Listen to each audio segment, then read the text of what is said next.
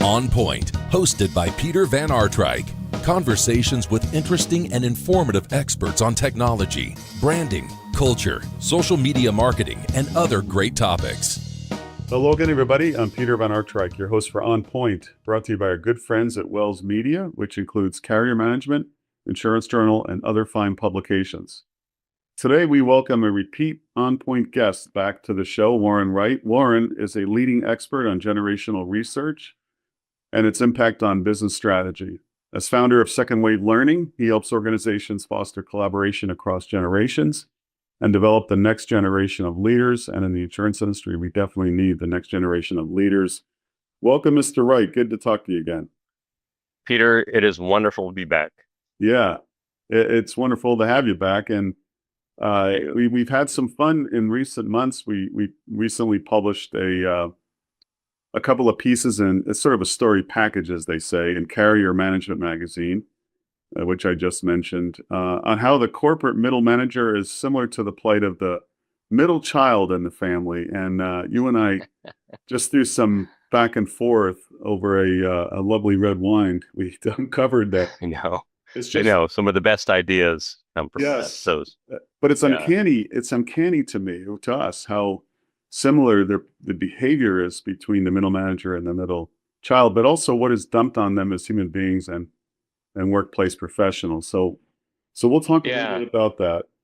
Yeah, it's such a great topic. I mean, when you said, we had fun doing it, like we totally had fun doing that, writing that piece, actually.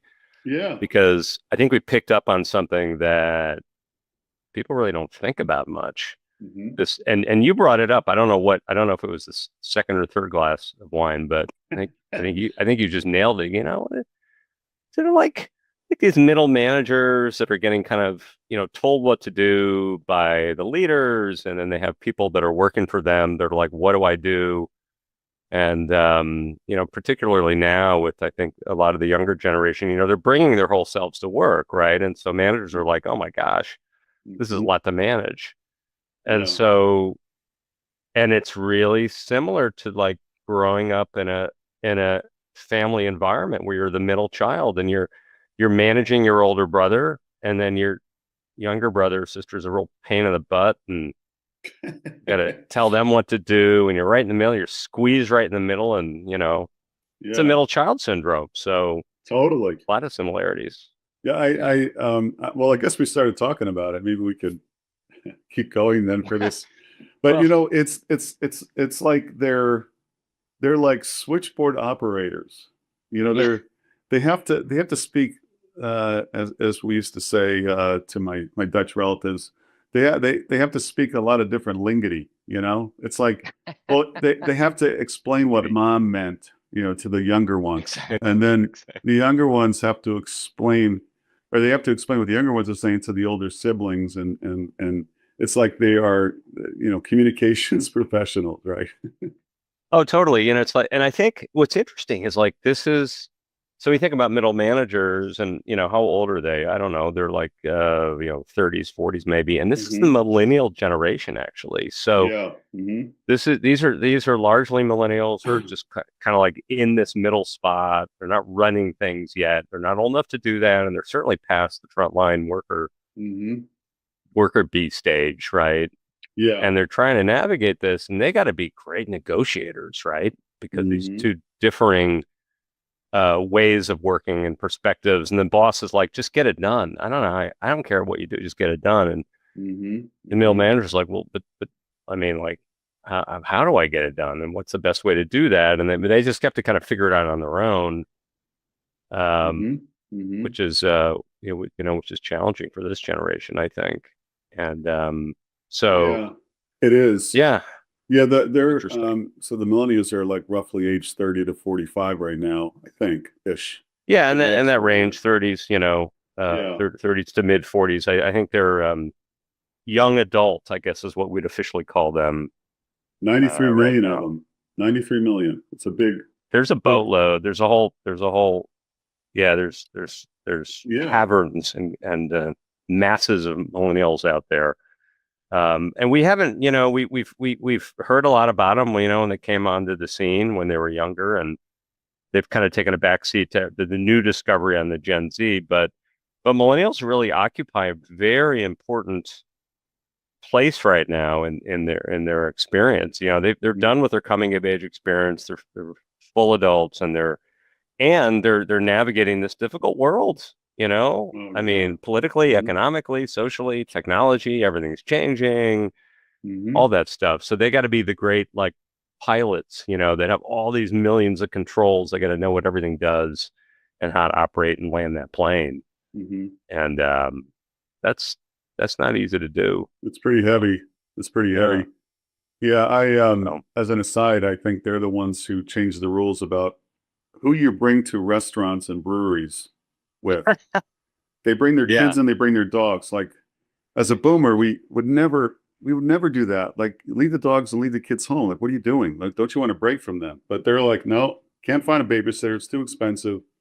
Well, that's There's all totally true. And I remember being a dad of young millennials, maybe 15 years ago. My kids are in their early 30s now, but I remember we were having dinner. It was a Friday. We decided to go to the movies together to see, I don't know, was it some superhero thing? This would have been probably in the year 2000 or 2005 or somewhere in that range. And we got to the movie theater and we looked around and there was a bunch of people, young people, my kids' age, that were like 16 and 17 that were with their parents. Mhm. And I remember being 15, 16, 17 and go to the movies. I would never go to the movies Never, with my parents. Like never. that would be, everybody would Who be wants to looking at hang me out like, with their parents? you weirdo, you know? But I'm Right. like, oh my God. And Yeah. that it was kind of that point that it was like one of the big kind of ahas, like, ooh, generations are different, and Mhm. Mhm. but you're Yeah. right. I think that they've extended, so, though, yeah, sure, their parents are visiting, and then from out of town, but yeah, they're going to bring their kids, they're going to bring their dog. Yeah. Let's bring the whole family to the brewery. Breweries used to Yeah. be places, I'm sorry, but this was the Gen X days and to get wasted. I mean, it was Yeah. just about quantity of beers. Quantity of beer. Right. Yep. Now it's a little more Very social. measured. It's probably better that they're all like doing the I'm family thing. But they always totally seem to be agree. fighting with the dogs and the kids. That's the thing. Like they don't actually talk with each other. They're fighting with the dogs. See, the dogs are on leashes and they serpentine underneath with the leash and they trip the Right. kids and kids go running through the brewery. I It's very totally, fun. yeah, totally. My oldest son is in Asheville. We're visiting him next weekend, and that's like the Oh corporate yeah, headquarters of breweries practically. that's And great. I don't think I've ever been to a brewery down there that hasn't had several dogs and kids, just like you say, just running around. Running You around. know? Yeah. Yeah, yeah. Well, How did we get on that? Wow, I we don't got know, except that I think not. I think I know you and I are talking about this topic in more detail, and also how to manage up, manage down in a yeah, workplace. yeah. At the Insurance Marketing and Communications Association, or IMCA, this June in Scottsdale, the annual conference called Ignite. We're going to get into this big time on the stage. It should be a lot of fun. And if anybody wants to learn more about the topic and the rest of the conference, it's imcanet.com. So, Oren, we'll dive into there. But And that day, and what's that date again? When are we it's doing that? June. Third, fourth, Yikes! fifth? It's like It's the Oh, 23rd, 24th. I think I would 23rd, know 24th. this since I'm on the board of directors. So But that I would typically not go to the desert in June as yes, a but you're going for rule, me. You're going but for I'm me. going for you. I'm All just right. saying. Yeah. Okay. So I yeah, appreciate that. I'll make an exception. I'm gonna do But it. and look at what's happening. So the last point on this, the middle child thing, they're like the forgotten ones. And what happens when there's a corporate downsizing, right? It's like, oh, you guys will Yeah. all. Yeah. It's like corporate fat. Like let's just cut out the middleman. I know we want to talk more about that in the study that is the main point of our podcast here today that we're going to talk about. But it's like even though they're the switchboard operators and they're the ones that people go to for information, like they are. No one goes to their website to read an annual report or a news release. They go to their middle manager. They Right. go to the manager for Right. help on what does this mean? What does this corporate directive mean? What does this new pivot mean, and so forth. And they're really critical, yet they're just like the middle child, sort of critical to keeping the family running. Like I was the middle one out of 5. And I can tell you right now, I'm the only one who talks to everybody to this day. Wow. It's the dynamics are amazing, and breaking up disputes, and they're critical, but yet they're overlooked.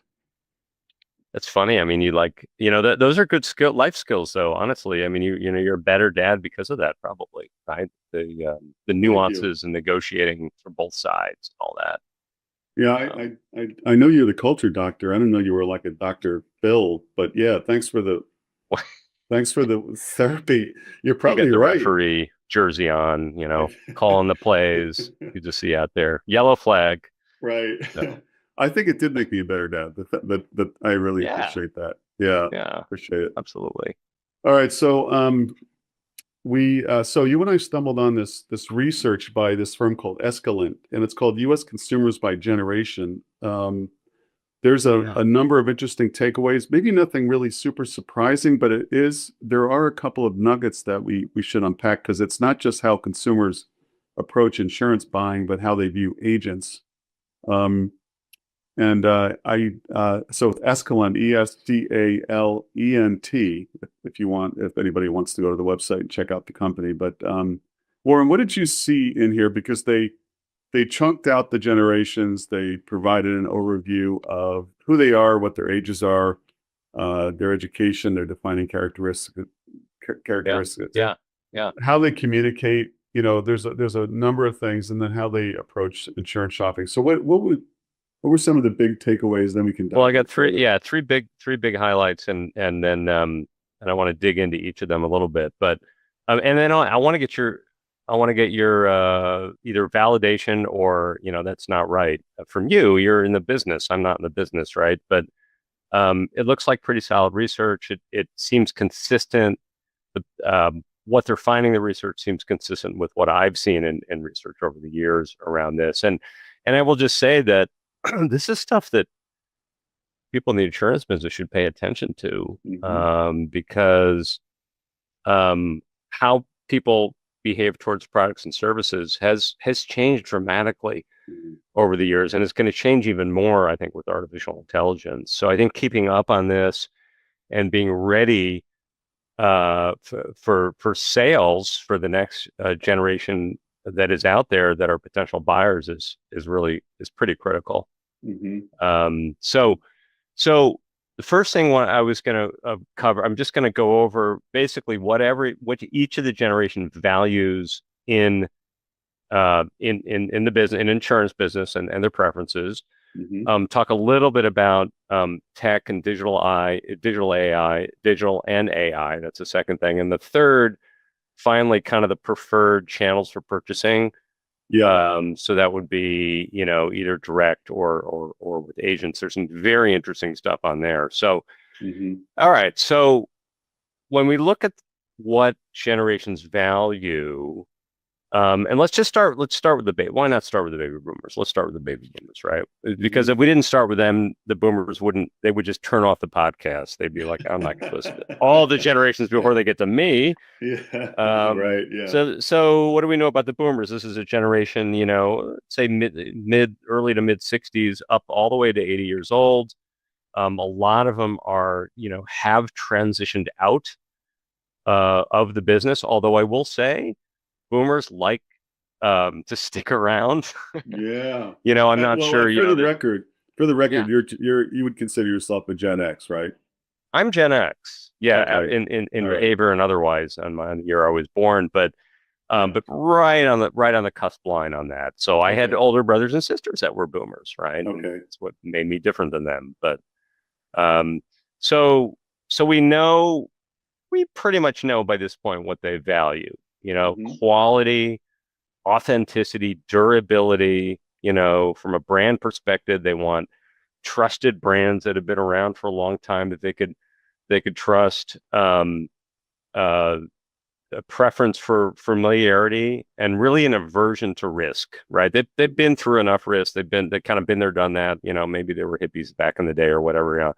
They tried that drug, they don't like that, right? They don't do those anymore, right? Boomers used to be a pretty risky generation in their youth, but they've really kind of reverted around. Well, they also have to protect their earnings. Well, yeah, I mean, case retirement, right? Bottom line, boomers, right? Let's not screw this up.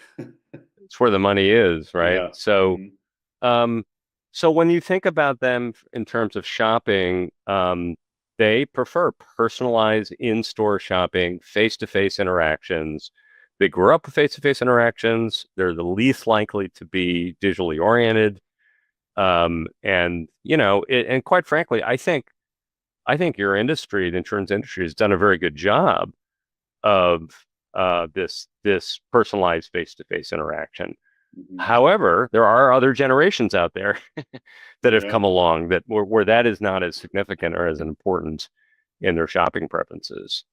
But that's where they are on that. In terms of decision making for boomers, they are a diligent generation. They will do extensive research. They will compare prices. They will read reviews. They will definitely seek recommendations from friends and family. Boomers are great crafters of, anything they do, they really put their soul into it, I think. And you're a boomer, you put your soul, like you want to get it right, and you will just go down every rabbit hole and do your research and so forth around that. And so that requires, companies when someone's due due diligence on you, you got to make sure the reviews are up to speed. You got to make sure that, because they are going to look at that, you got to make sure your prices are in line with competition, all that stuff. Just kind of having your ducks in a row is what I would say in terms of attracting boomers to your industry. And by the way, don't forget about boomers because they have the most money. And by far, they're the wealthiest generation right now in the United States. So, so their decisions matter a lot. And this is why it's important for agents not to present themselves as generalists, because they even though they essentially, a lot of them can write pretty much any kind of coverage, but tailoring it to boomers like the idea that it was tailored, that you shopped around, that you looked for me. Again, that craftsmanship, which agents do. They just don't often say that enough. Yes, I agree. Emphasizing that's important. Yeah, no question. So you have this overall, the baby boomers, quality, authenticity, durability, extensive research, and so forth. This just changes a little bit with the Gen X buyer. Now, Generation X is probably, I'd say, let's just say 1940s and 50s, right? Just there are some Gen Xers that are in their early 60s, but they start probably mid 40s or early 40s into early 60s. They value to them as something different than quality, authenticity, and durability. Actually, Xers are more into convenience. They're into a good deal, value for the money, and obviously they're into quality. Who wouldn't be into quality? But that's actually believe it or not, came out third after convenience and value for the money. So Xers are a generation that, the economy wasn't very good when they were young. They were the middle child of the generations at the time. And actually now are the sandwich generation, right? Which means that they're taking care of their kids and their parents, oftentimes from a financial perspective and also from a kind of a health perspective. But they are a practical generation that is looking to do things the right way, but do it speedy and save time and make it convenient, right? And so this is where it's important to have products and services you offer. They got to be able to find it, know what it is, what it does, how it meets their need. Think about an Xer just having like a mental spreadsheet everywhere they go. They're comparing things, because they want to get the best deal and the best value for the money. So boomers, you got to pay a little more. Well, that means it's worth more if you pay more, right? Xers, it doesn't work. Like now that been there, done that. That's not going to work for me. So that's something to consider with this generation. I think when it comes to what are they willing to pay more for, they don't want not much. I mean, for products, I would say for products that meet their expectations. If you meet their expectation and everything lines up and this, I got this spreadsheet and I got like bullet points and all 6 bullet points are there, then, maybe I'll pay a little more. It's fine. But I think prices, they're very much price sensitive as a generation. And this is generation, I guess, I don't know. Are they buying a lot of insurance, or people are in their 40s and 50s? They probably are. Oh, heck yeah. I mean, that's probably a sweet spot even for y'all. Yeah, they're business owners. They're families with kids who are, probably starting to drive. So they got all kinds of things. They have a lot of things to insure as families too. Right. So right. Yeah, small businesses, family. Yeah, the whole deal. So, shopping preferences. So remember we talked about boomers being kind of in store and personalized and face to face. I think with Gen X, it's more about convenience driven solutions, online shopping, subscriptions. It's a first generation to kind of move away from the face to face. So I think the older Xers like me still prefer face to face, right? But I more orientation on convenience. I mean, they certainly don't want to lose the craftsmanship and all that, but I think it's about how convenient is it for me. I got a busy life, People in their 40s and 50s are really busy. Yeah. They got a lot going on. So I think convenience is something. And I think when it comes to decision making, they're the first generation really to focus on trusted recommendations, and word of mouth means a lot to them. They will do extensive research on products and services, comparing prices, rating reviews, seeking detailed information. They're definitely some of that boomer in their DNA to do the kind of the hardcore research on stuff to make sure that they're getting the best deal they possibly can around that. So, paying attention to that, I think, is important. Brand loyalty, they stick with brands they know and they trust, and prefer authenticity and transparency. Just tell, hey, you guys made a mistake 5 years ago, whatever. That's fine. You apologize. Everything works now. You got a new leader. Everything's good, right? They're kind of fine with forgiving. Boomers will never forgive or forget, but Xers are like, okay, it's working for me now. Today it worked. Yesterday it didn't work. Today it works. That's okay. So I think always being on is important for this. Well, I know they're very independent. They're very smart, independent. Yeah. They often work alone. The study says they're self-reliant, and I know a number of Gen Xers who are exactly like that. I work with them, as a matter of fact, and this described them perfectly. Yeah, and if you look around you in your workplace and look at people and what generation they're in, you do get the clues to how descriptions and traits of each generations matter. And in my experience, I mean, being a Gen Xer and being around Gen Xers, the kind of attitude towards work is, work-life balance was introduced to the workplace by Xers. When boomers was work-centric. It was all about work. And even today, like boomers are just incredible. I mean, they churn out so much stuff. And the Gen X looks at a boomer and says, I know you work really hard, but what are you actually accomplishing? Right?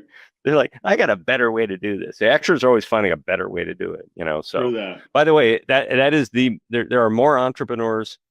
I mean, Musk, Bezos, the list goes on and on, right?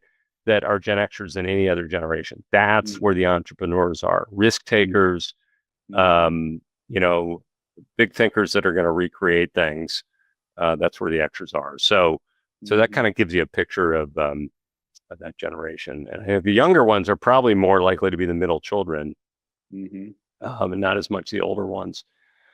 So you have these two generations. So part of the challenge here is how do you align your services and products around all the generations if they want different things in different ways? And I think it's important as you're developing a strategy to weigh this and put it on the table and figure out what you have to work with.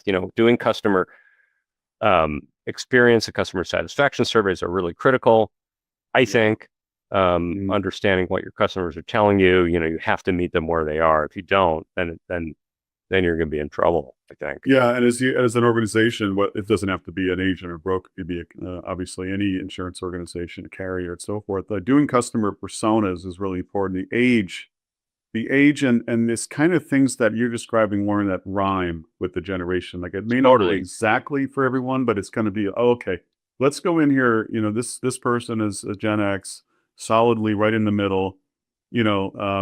Here's where they live. Here's what they need from us, and here are the communications preferences. They're cool with in person or telephone. Totally. Yeah. Like just thinking that through is critical, especially if you want to keep customers happy. Knowing. Yeah, and it changes. You got to measure all the time, right? Because the environment changes, and you need to be able to adapt to what's going on in the world today. So. Right. So now we get into, we kind of covered boomers, we covered Gen X. Now we get into, I think, a fascinating generation. They've always been, everybody's always written about millennials, even when they were young kids, and they got a lot of attention, certainly. But this is like we said, the kind of the middle child now, and they're in their 30s to mid 40s. I mean, they're no longer, they're young adults, but they're no longer, remember when people started talking about millennials, they were teenagers, people didn't know what to do with them. And all that. And they've actually turned out to be remarkably not slackers or entitled as much as everybody thinks they are, but actually remarkably diligent and hard workers. They value, if boomers value kind of durability and quality, and Xers value convenience in the products and services they buy, millennials, yes, reliability, but this notion of sustainability and this notion of experience over things is that millennials were the generation that really introduced the world to, oh my God, people are going to spend money on experiences, not things. Yeah. Right. And a lot of products and services got in a lot of trouble because they're like, they don't like to spend on stuff. They like to spend on experiences. Right. And so I think in offering services as this generation, think about the experience. You're a marketing guy, what experience are the customers going through, and is that a good touch point experience? Are you engaging and authentically engaging the customers in what you're doing? So, and also this notion of sustainability. Even though it's kind of like that, it's like here in Washington where I live, like no one's talking about that anymore, right? It's just like staff or drill, baby, drill. But millennials are not that way as a generation. They're basically not going to change now, I think, and the way they're thinking about that. So sustainability is important. This is the first generation that, from a shopping preference, that has like shopped online. So, being digital and being online, obviously is just an enormous change in behavior, with that came along with this generation.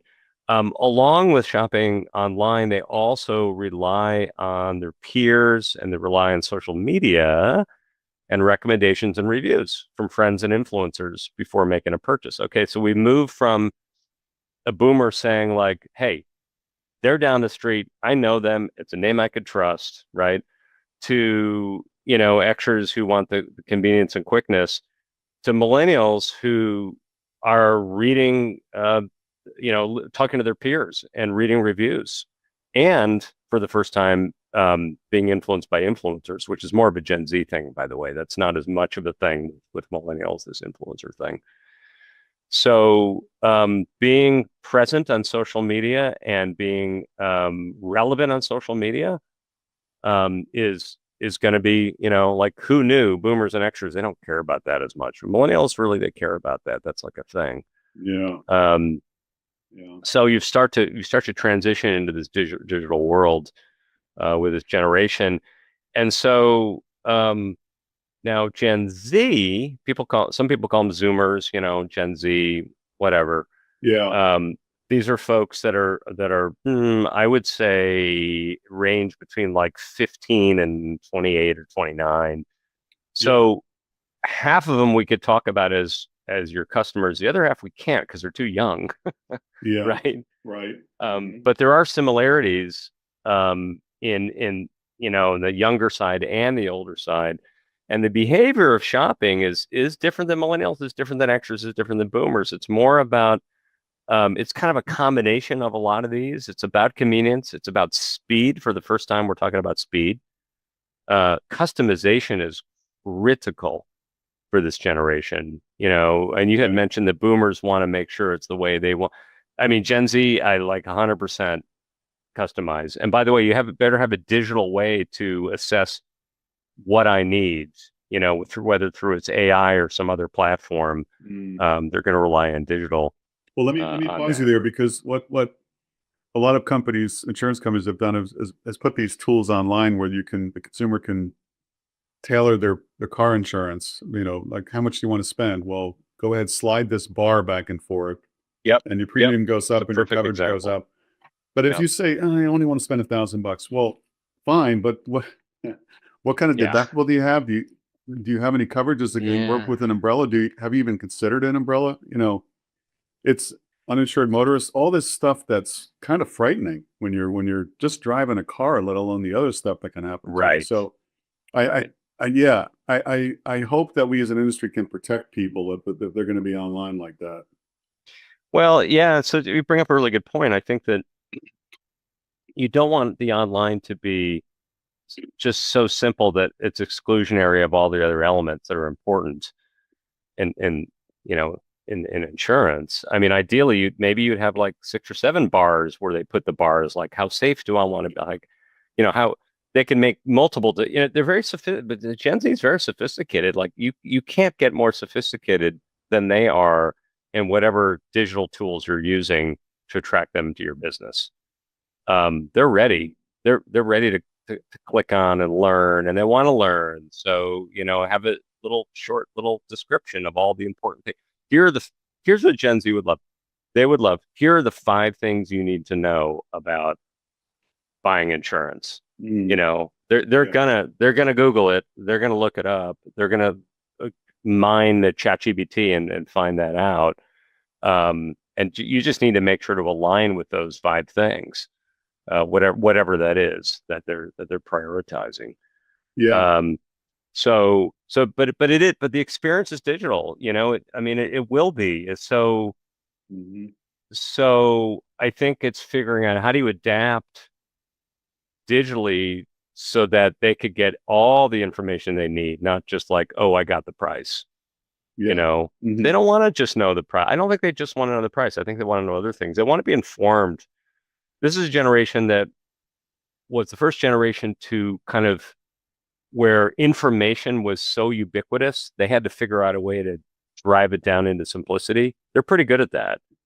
And AI, of course, is making that a lot easier. I mean, that's going to be changing everything, which I think we need to talk about a little bit. But so it's a little bit different. It's highly digital. I think, they read reviews, they compare product prices, they use social media, and influencers is a big part. Right. Which is, to me, weird, but I'm like older. It's a thing. Influencers matter.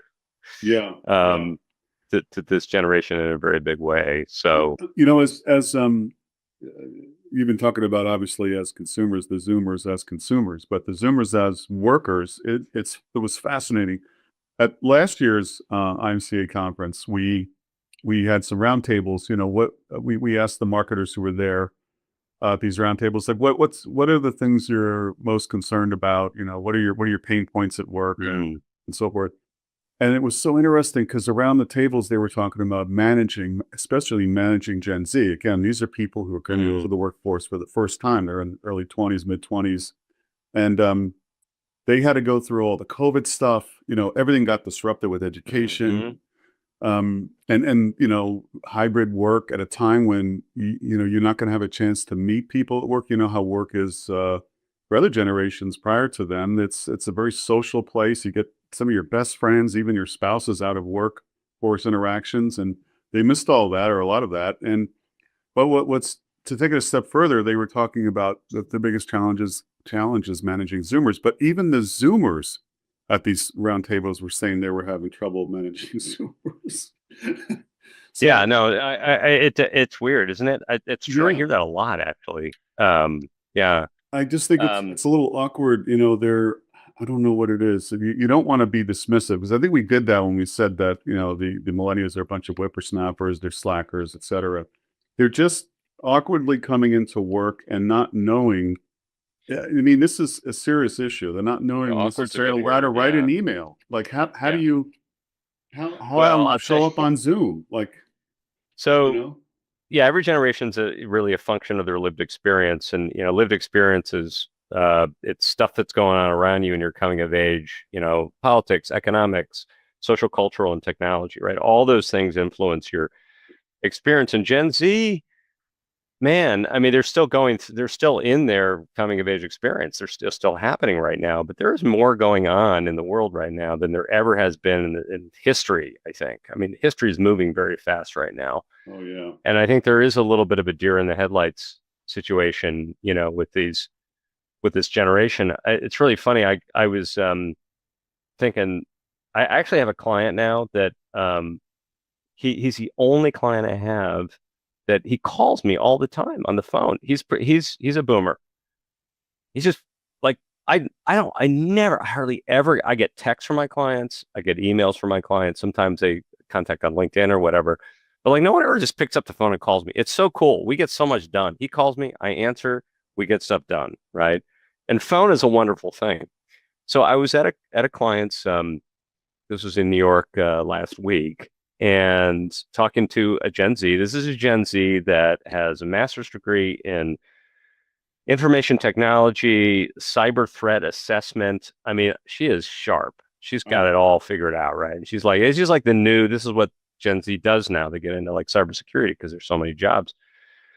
She told me she's been at this company for 3 years.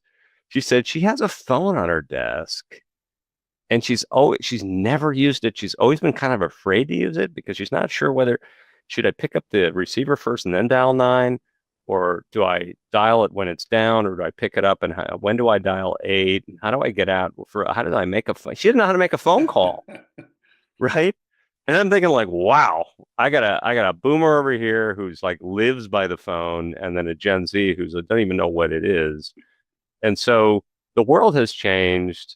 And I think one of the things as a manager you have to realize is that you have to kind of understand the preferences and priorities of each of the generations as they're coming into the workplace. And the one that's hardest to keep track of and to know about are the Gen Z, because they're a new generation. And there's new things about them that you might know. And I know we're going to be talking about this at the conference. So right. I'm really excited about it because there's definitely some away the store too early. No, there's low-lying things like can I just give you one? Yeah, and I'll give you one back. Go ahead. Okay, perfect. So feedback is critical for Gen Z. You got to have it, but it's not just feedback itself. It's the frequency of feedback. They got to have it, and they got to have a lot of it, and they need it all the time, whatever it is, good news, bad news, whatever, right? And think about it. You're growing up on Snapchat and Instagram, and you put a post out and you get 40 likes like within the first like 30 seconds, right? So their orientation is speed is their orientation. And so when it comes to feedback, they thrive on continuous feedback. Forget about annual performances. I guess you could do those too. But real-time feedback, regular check-ins, having to do with their development, not just their performance, because they're kind of babes in the woods. They're new, like they don't know. They've never been in a workplace before, right? But if your feedback is constructive and it's specific and it's actionable, then it's good feedback. Again, good news, bad news. Although they don't really like bad news actually, but that's okay. Just be clean with them, be straight with them. Yeah, they'll thank you later for it, right? Yeah. So, well, I think because of what you said earlier about their, they want a place that has purpose, corporate responsibility, et cetera. But I think we have to put our arms around these young people and bring them into the insurance industry as a place that is stable, because stability is something they crave.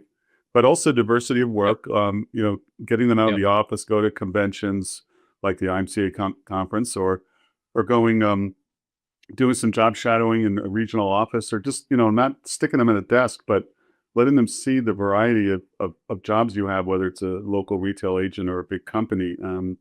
I think financially rewarding, but also a very purpose-driven industry is insurance, and I think it's I think I think so it's a too, man. tremendous opportunity. What is the very nature of insurance? Once you get past the scary part of like, oh, insurance is expensive. It's like, a State Farm guy with a tie trying to sell me life insurance. It's not that anymore. That was your dad's insurance industry. Yep. Now it's Yep. a lot cooler with Yep. AI and what's happening with insurtech. So we've got to show better. But this generation it can be a tremendous asset. I mean, I'm so on the same page as you, and I've got anybody in insurance. I bring this up all the time. Like, this is such a great opportunity to recruit this generation. You are exactly the kind of thing they're looking for. They're looking for stability in this crazy world. You are an incredibly stable industry. Is there an industry that's more stable? Oh my God. And number one. Number two is they want, they will leave an organization. The number one reason this is good to know. The number one reason Gen Z leaves an organization is because they don't feel that the company is focused on their development. Okay. That's exactly right. Exactly. If you've got the training program, and I'm talking about training starting from square one. I'm talking about what to wear, what to say, how to shake your hand. I'm talking about like basic life skills, right? Sure. Just do it. Like, don't like say, oh, they can't do it. Just teach them. They'll do it. They'll do what you tell them. And like, they'll like get a program together and do that. And then moving up to the leadership type of stuff you could train them in, career growth, skill development. And the cool thing is, like, you could do that. Like, insurance companies are stable. You could do that. I mean, a lot of companies don't do that, but you can do that. Yeah. So, yeah, I think there's all upside on this, but it really is embracing and accepting the differences, that they are different people with different experiences, and therefore they're going to behave a little bit differently. And then understanding kind of where the role technology plays, and being a little bit. God, I mean, I work with Gen Z on tech stuff, and they're so far ahead of me. I can learn from them. I mean, they're just, it's pretty cool to watch them work, because they're a deer in the headlights, but like once they get going on a project, like they'll have it done faster than you ever thought you'd be able to do they kick some ass. I mean, I had on the podcast Mark Beal, who's a professor at Rutgers University, my alma mater, by the way. He's a specialist in Zoomers, and he said every company needs a ZEO group, which is kind of what you're describing here, which is like, hey, we have a problem, let's fix it, and they just jump on it. And AI, they're gonna rock our world when it comes to adopting it. They already are. I mean, maybe that's a good segue. We should probably talk about in the time we have left, like how they approach buying insurance per se, agent or not, or both, and then also the influence of technology.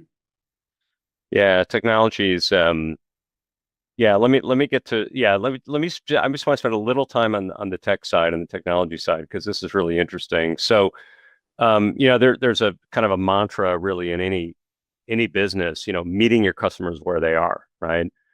And when you think about that mantra in terms of where different generations spend their time, I'll throw out some statistics here. Boomers, how many? I'm going to ask. I wish we had an audience interaction. How many hours do you think boomers spend online a day? Any guesses? Yeah, probably not a lot. It's actually 6, which I thought was more than I thought. Does that include TV? Yes, that is online. That is literally in front of a screen. Front of a screen. Okay, 6 hours. Yeah. Well, that makes sense. When you throw in emails. Well, yeah, I mean, like right. So Gen X is very close, 7. Gen Z and Millennial, 10 hours a day, which it doesn't seem to be like, how does that even add up? Like, but the point is, where you point your attention is where you will pay attention. So businesses need to be online, man. You got to need it on social media. You need to be in every element of that. If they're going to be reading reviews, they're going to be doing that online. So consider their sophistication and the presence of your brand, all the way from your logo to the way you design your website. Like that stuff's really important. Right. That's never been more important. And you're a marketing guy, for you, it's always been important, and it has. But now, like, you got to nail that. You got to be clean in your messaging. You got to be succinct and perfect, and literally the colors need to work. Like everything just needs to look good. Right. Because that online is kind of everything. It's one of the weird statistics is 81%. That's what this report talks about. 81% of Gen Zers feel online activities help build meaningful connections. And I'm like, what? How do you get meaningful connections online? They do it. Look at all the dating apps, Well, meaningful connections Yeah. or not. I mean, I guess did they really find the right person? Mhm. But they will, whether it's reading reviews or influencers or whatever, but they feel they could get the information they want online. Gen Z, the social media, you can't not talk about social media. Obviously, that Gen Z spends far more time on that. The top ones, according to this research, Instagram, X, Snapchat, and YouTube.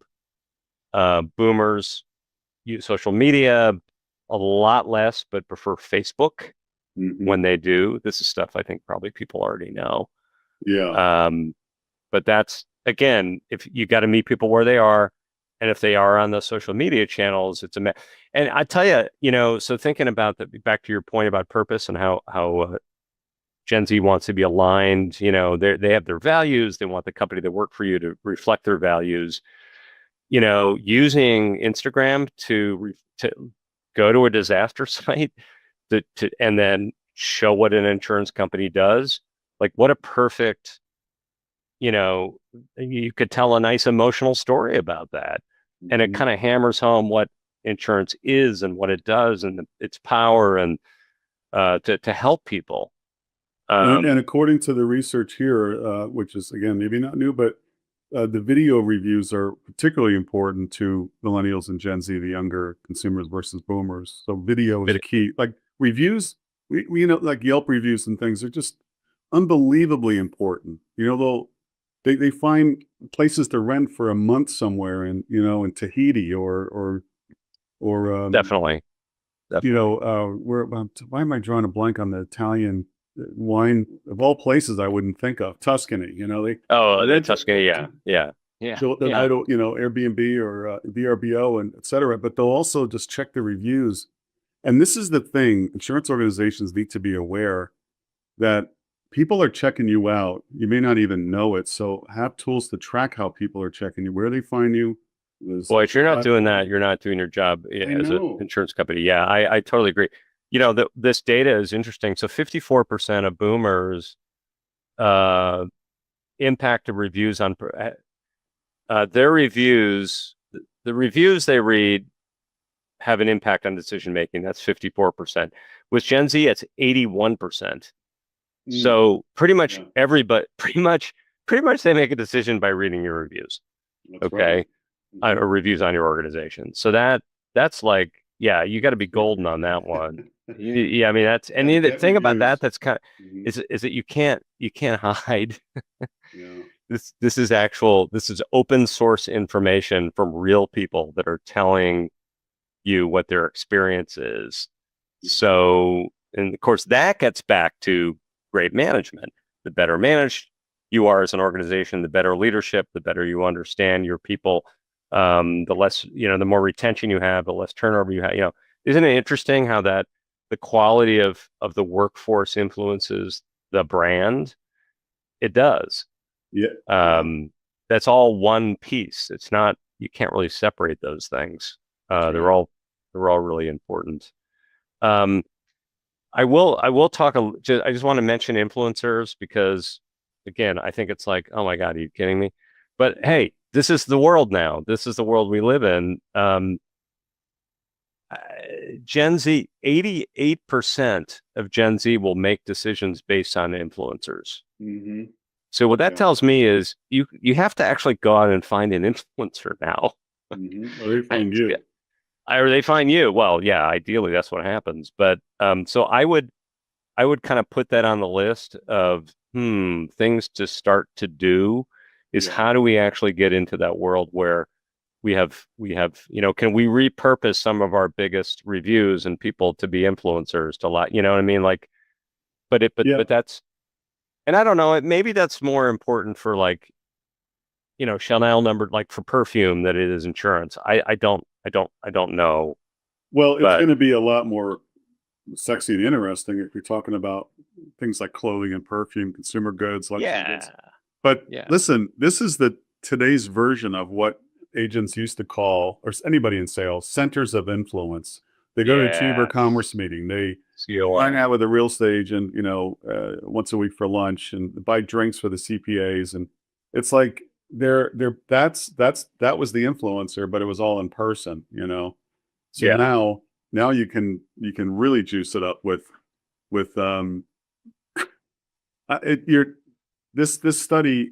It's spot on when it comes to that. How can you adopt the Kardashian model? I know. And say, hey, scary. I know we're insurance. I know we're not talking about Botox, right? I get it. But how if 88%, of Gen Z is a huge generation, are depending on influencers. Well, how does this work in the insurance? You're gonna have to figure out how to do that. Yeah, totally. Yeah, there's some work to do. I mean, the good news is it's such a great industry. I mean, you have something to work with. This is by the way, it's not going to go away. AI is not going to, I don't think. I mean, how do you replace it? Right? It's going to change, probably dramatically, but it isn't going to change in this new, new world environment that we're in. So I think it's going to get rid of some of the tasks and make the work more meaningful for the insurance professionals. Like more meaningful work to me means like spending more time with people and truly understanding the risks they're facing in their life and business. That's what I'm excited about. But I'm with you on that. The last thing I had on technology and kind of digital stuff is just a comment on AI. I was actually listening to a podcast yesterday about this AI expert. It's AGI, artificial general intelligence, which is basically replicating the human brain and doing anything that a human can do, but better. And it is, they used to think it was like 10 years away. Now they're thinking it's like 2 years away. So the world is going to be, I don't know about you, but like I use AI all the time. I'm on ChatGPT, searching for stuff. I mean, all the way from recipes to putting a leadership development curriculum together to, but now when it comes to generations, this is kind of amazing. Gen Z and millennials are twice as likely than older generations to interact with a chatbot. So that's a big change, right? I think the Xers and boomers might be realizing, oh boy, I need to use a chatbot too. But maybe not. The point is that anybody under 30 that's out there is using a chatbot, and that includes making decisions on major purchases. So that, but again, this keeps getting back to this and what we're going to be talking about at ICMA, and that is that if you are a well-oiled machine and you are well managed and you have good leadership and you everybody knows what's expected of them work and everybody's on the same page and you if you're managed well, you're going to be fine. You need to market yourself, you need to find an influencer, you need to do all this stuff, but your very core is strong. And I think that this transparency, I think bad companies will in the future be worse companies and good companies will be better companies. It's my big prediction. Right. And it has to do with the quality of the leadership and management. If you're doing everything right with that, good for you. I think you're going to make it. So, but that's what it gets, we're talking about consumers and what they want, but at the end of the day, they want a well-managed organization that is authentic and transparent and just well managed. Well So, managed. right? Yeah, I know. It's communication skills mostly when I might think about it. Right? Having vision, having purpose, having the communication. All right, Yeah. Warren, we're almost out of time. I want to touch on, if you don't mind, how in this study by Escalent, actually it's a compilation Yeah. of research, Yeah. primary and also other sources, I should say. But how do they approach buying insurance, these different generations? Yeah, this is okay. This is real. I'm glad. I hope people are still sticking around for this because it's really interesting, actually. So, so they asked about boomers, Xers, and millennials and their preferences from buying from independent agents, captive agents, direct insurance, or some combination of the above, right? Some kind of hybrid combination. What was fascinating was by far the preference for boomers, millennials, and Gen Z, I should say by far, it's over 50% independent agents. Okay, awesome. Gen X was 30%, was 20% less. Gen X, so you're thinking like, wait a minute. So Gen X actually is the only generation that prefers purchasing insurance direct from the carrier. Isn't that interesting? Yeah. I wanted to get your take on that. I mean, now I do know that as a generation, this is a generation that officially cuts out the middleman. That's just like we're born to do it. Like if you can make, that's why Elon Musk is going through the government, finding everything that we spend money on cutting. Like if there's a way to cut it, an extra is going to be behind it. Yeah. And there's a way to cut out the middleman, an extra is going to do it, right? Extra is going to cut out the middleman. But remember, they're self-reliant, they're independent, they're smart. They're like, I got this, right? You hope they got it. You hope they have it. But no, but at the other side of that coin is that 55% of them still want an agent of some kind, whether it's captive or independent agent. So it's absolutely. Yeah. So yeah, absolutely. It's but you're right. It's more, I just think they're so self-reliant and maybe, I don't want to say, what's the word? I don't want to say they're loners, but they're hardworking, self-reliant. Like, I can see, if all these groups, I can see them being the ones that would do it on their own.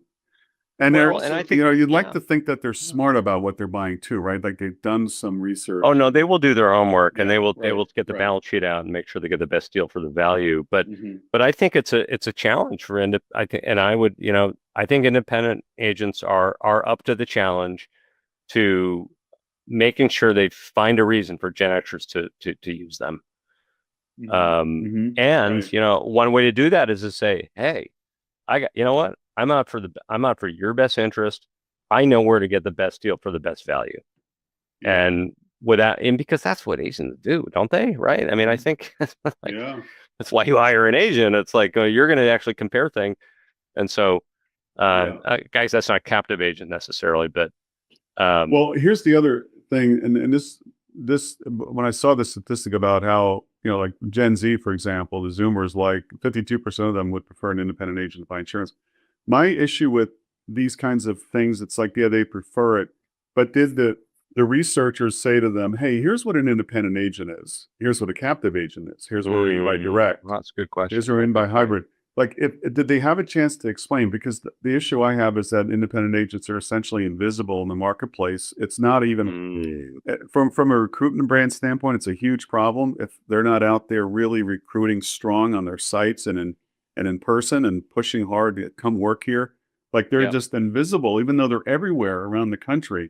So, but once in research I've done like 30 years ago when I worked at the Big I, it was always this way where they'd say, well, what's an independent agent? That's State Farm agent? No, an independent agent does this, and this, searches for the best, right. So creating awareness around that, or around what an independent agent is and what they do. And once you do that, they're like, oh yeah, that you're saving me time. I mean, I don't have to go to insure.com and start looking around. That agent does. Yes, that's what the agent does. Well, then that's challenge accepted for to reach Gen Xers. Then I mean, tell the truth. Tell them what you do. Just tell them what you do and tell them in a way that's efficient and meeting them where they are. Right. So, but and it's what again, when we're saying insurance, it's we're certainly not talking about complex business coverages. Probably we're talking about car simple needs, car, home insurance. And Right. the other thing, it's not just the purchase, it's the total experience, including what happens after I buy, because nobody makes money until the third year in insurance anyway. So you got to keep these people. How do you keep them happy? And that's where the technology comes in, beyond what you offer as a independent agent. How do you keep him happy? You keep your middle manager and don't Yes. fire that person, because Bring it it's full the circle. glue that keeps it Yes. together, man. I The mean, middle right child back, we did a is- full circle here, but full circle. The middle child is the middle manager. Yeah. Yes, absolutely. Well, Lauren, I'm looking forward to the conference, imcanet.com for those who want to. we're doing it. I'm pumped. Yeah, it's going to be fun. It'll be there. And this is a topic that has so many implications for the insurance marketers out there, people who are trying to manage an employer brand and also manage the consumers. And it's fascinating. It's like sort of like horoscopes, like, oh, I can tell that guy's an Aquarius. A little more science than that, but yes, A little more is, science, but it kind of is the same thing. It's like, oh yeah, now I know why, Malcolm in the Middle was the middle child. Exactly. Yeah, exactly. It's great Malcolm stuff. in the Middle. I know, what a Great great show. Yeah, all right. Well, Lauren, thanks again for being with us today. Man, it was great. As always, Peter, a real pleasure to be with you. Yes, sir. Take care. And we're gonna see it. We're gonna see you in Arizona. In June. Okay, man. Okay. Take care. This has been On Point with Peter Van Artryk, a podcast presentation of Wells Media Group.